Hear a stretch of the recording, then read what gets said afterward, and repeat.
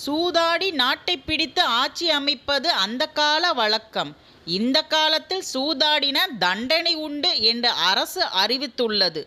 சூதாட்டம் என்பது தலைவர் காமராஜருக்கு பிடிக்காத விஷயம். அவரது நெருங்கிய நண்பர்கள் இருவர் மிக மிஞ்சிய வசதி படைத்த பணக்காரர்கள்.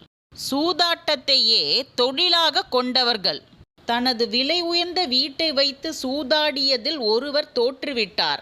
ஜெயித்தவரிடம் வீட்டை ஒப்படைக்க பெரியவர்கள் முன்னிலையில் தேதியும் குறிக்கப்பட்டது. தோற்றவர் மனம் வருத்தப்பட்டு வீட்டை ஒப்படைக்கும் தேதிக்கு முன்னதாகவே குடும்பத்துடன் விஷம் குடித்து உயிரை மாய்த்து கொள்ள குடும்பத்துடன் உறுதி கொண்டார். இந்த விஷயம் கட்சிக்காரர்கள் மூலம் தலைவர் காமராஜர் அவர்களுக்கு தெரிய வந்தது. இருவரையும் உடனே போனில் தொடர்பு கொண்டு சென்னை வர சொன்னார். இருவரும் தனித்தனியாக சென்னை வந்தனர்.